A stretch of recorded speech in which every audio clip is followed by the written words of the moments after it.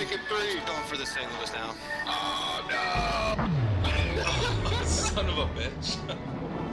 You get your two? Yeah. Welcome back to the channel, everyone. Thotgor here, of course. Today we're going to take a look at the Roon. Yes, I did manage to finally get the Roon, so hooray, hooray. I kept my Admiral Hipper, though. The Admiral Hipper is an amazing cruiser at Tier 8. I do suggest that you may want to look into getting yourself one. It is a really great cruiser to have. Anyway, the Roon, taking a look at her here, this is a really gorgeous ship. I find the Roon just looks spectacular, and it's a great ship overall. I mean, I imagine there are going to be people who hesitate with the Roon, especially considering the two aft turrets, right? You only have the one turret up front, and then you've got the two in the rear, so that your firepower is concentrated at the rear of the ship, basically. This actually isn't that bad of a deal, frankly, because the Roon, basically glass cannon, right? You can't take a whole lot of hits in this thing. You'd be surprised though at the amount of shots you can bounce when you're angled properly.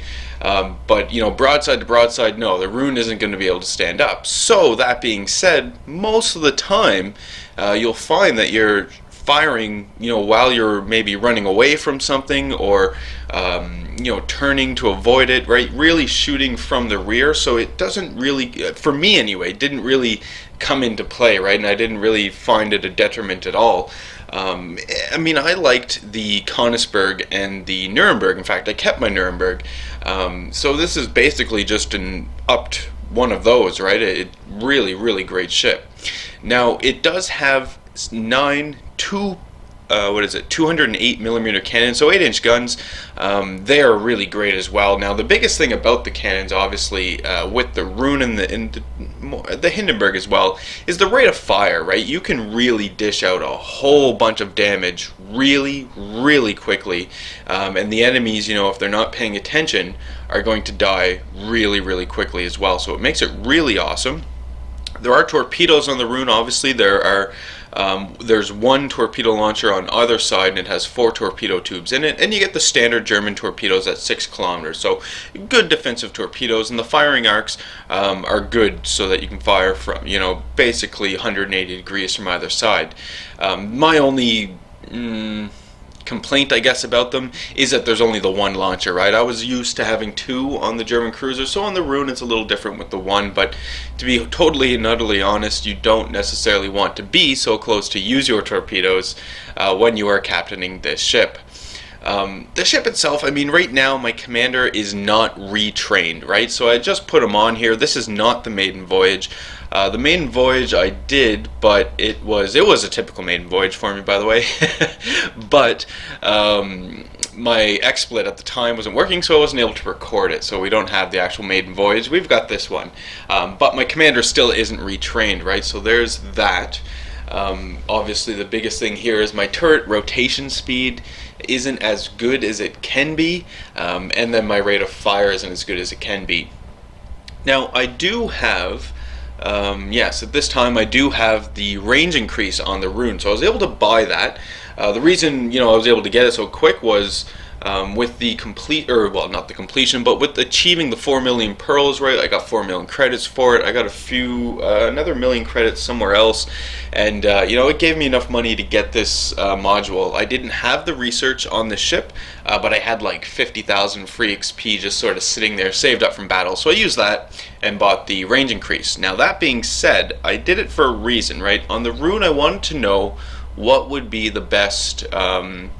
What is it? It's the 3rd module in. It's the one that costs 3 million credits, right? I wanted to know which that would be the best, and really it came down to 2. Did I want increased firing range, or did I want decreased turret rotation speed and decreased loading time? I went with the decreased loading time and turret rotation speed.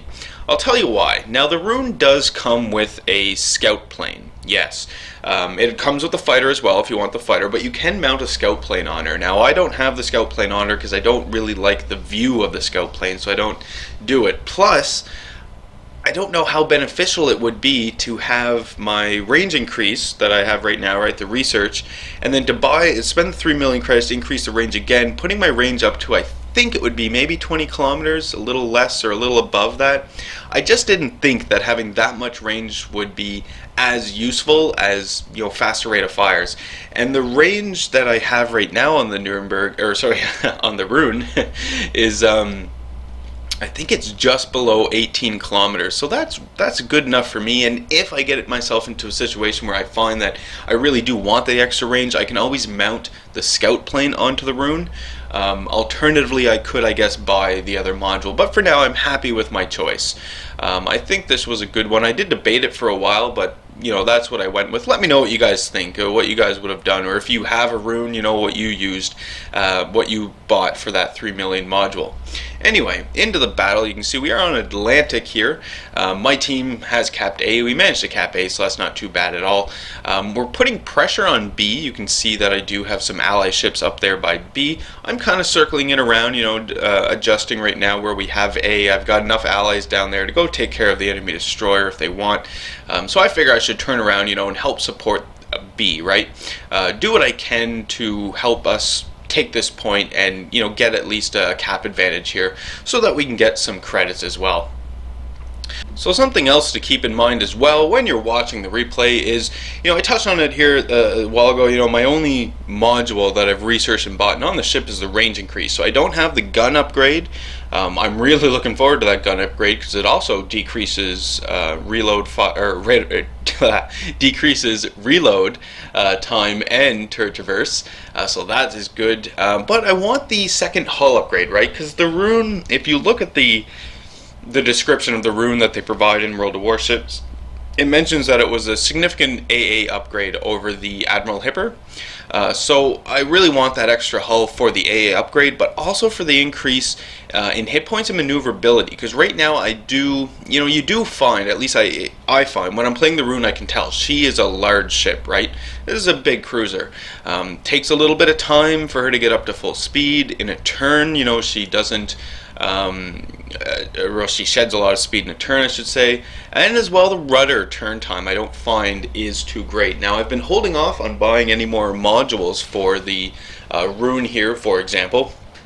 The, you know, increase or decrease time to get top speed, or the increase in rudder, or decrease to rudder shift time. I haven't actually bought those modules yet because I want to get the hull upgrade for the Roon first, and then I want to see what is, you know, what the actual ship is going to be like before I spend more money on those upgrades. So that's sort of the thinking around that right now. Another nice thing about this Roon here is the guns. The guns are really great now. I just mentioned that they're the stock guns. The stock guns are still pretty decent.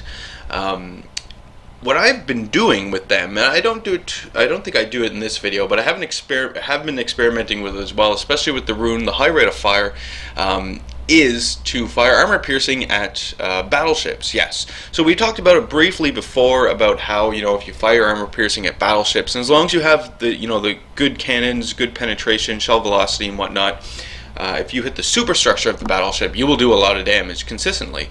That is what I've been trying to pull off with the Roon here as well, and it's not going too bad. I have been able to get, you know, between 8,500 and 9,500 damage per salvo, assuming that they hit, right?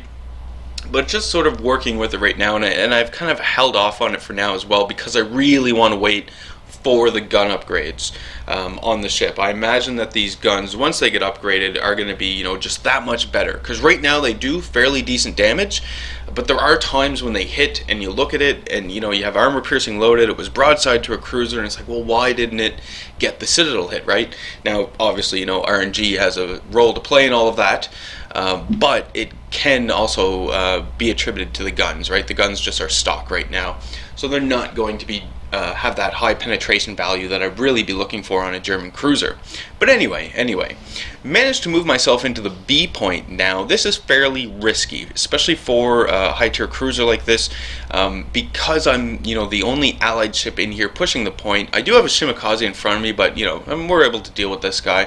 I'm more concerned about the battleships and cruisers in the background, right?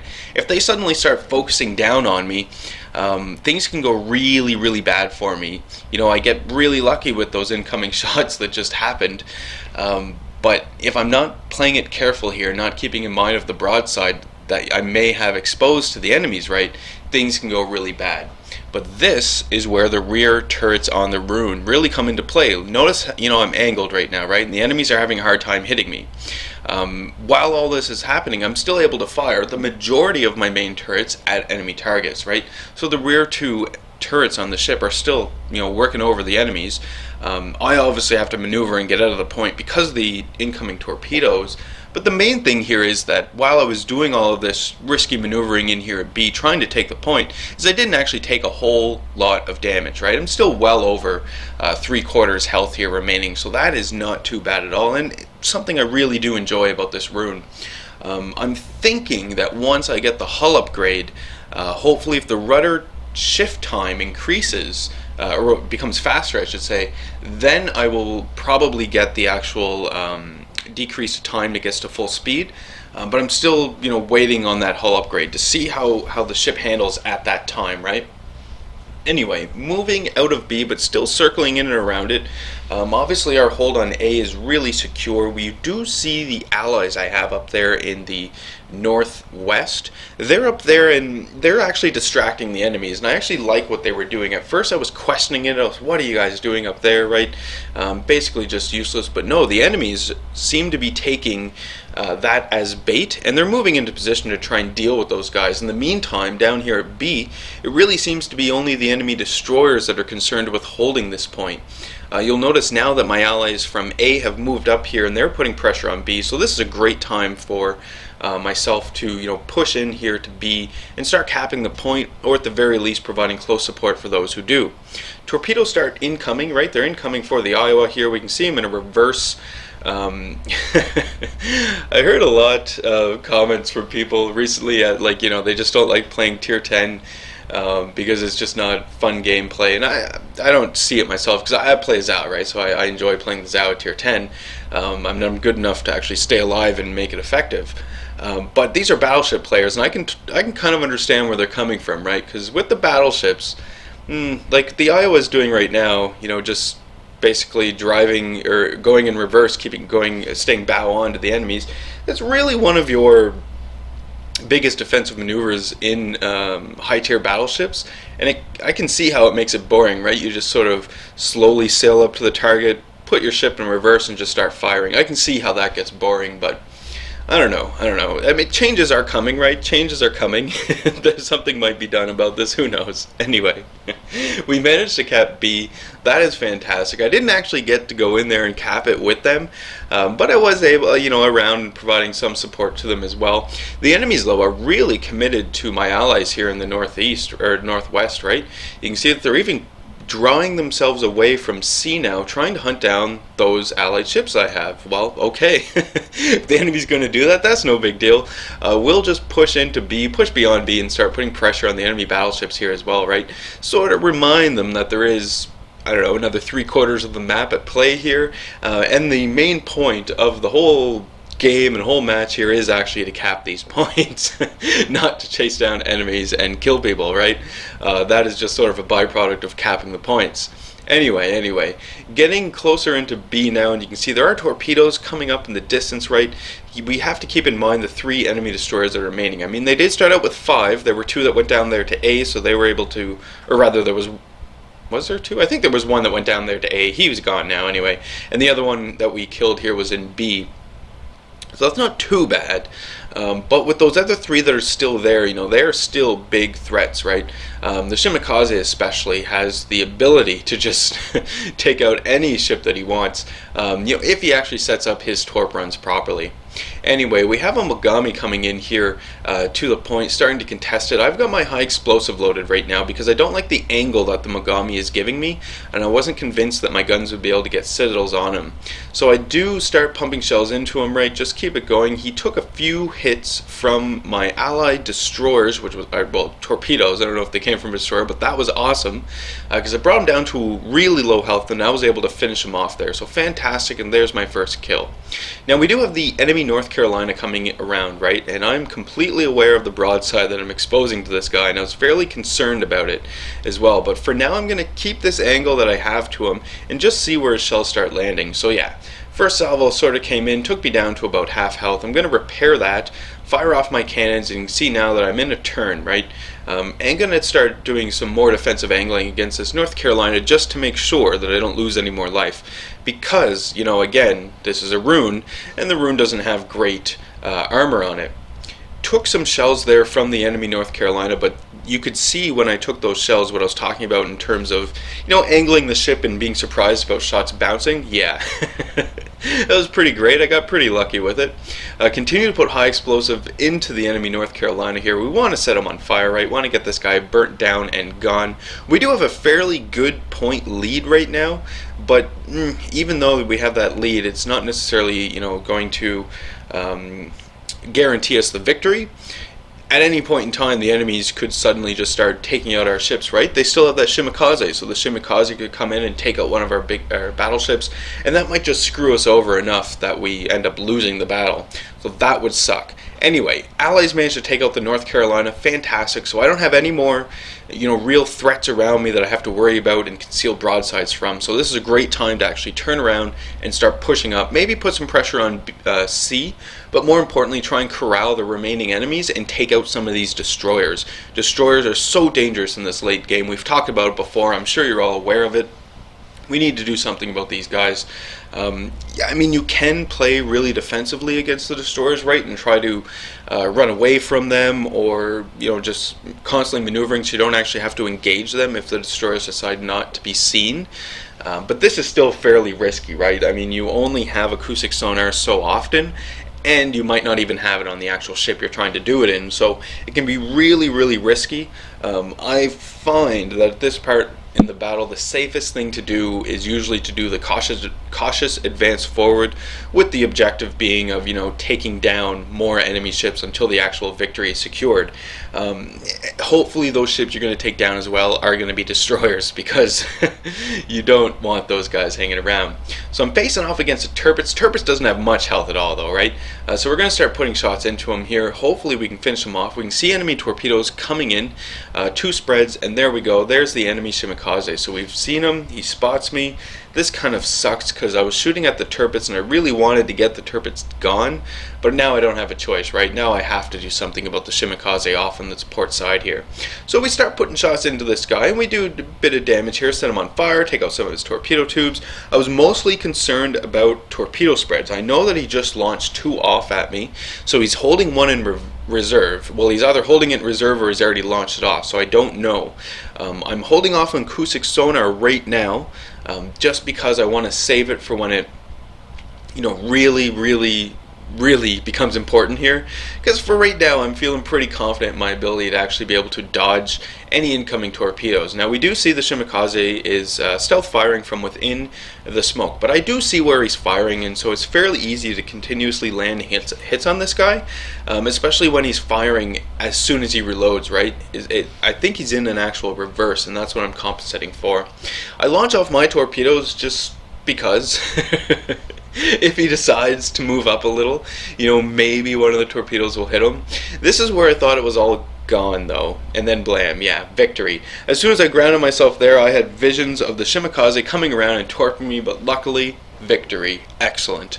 So not too bad of a game in a Roon here. I managed to get 4th overall in the team. I mean, the team really was doing some good stuff here, and I don't think I actually managed to base cap anything. Total damage, I added up about 83,000, so that's not too bad at all. But overall, like I say, I do like this Roon. I think this is a great tier 9 cruiser as well. I mean, I did really enjoy the Ibuki as well. I think I might have more fun in my Roon. I don't know. Anyway, that's today's video. I do hope you guys enjoyed it. Remember to leave any comments you have for me in the video comment section below. Love reading those and responding back to them. Hit the old like button if you did like today's video. Hit subscribe if you were not a subscriber. And as always, I do hope you enjoy the rest of your day.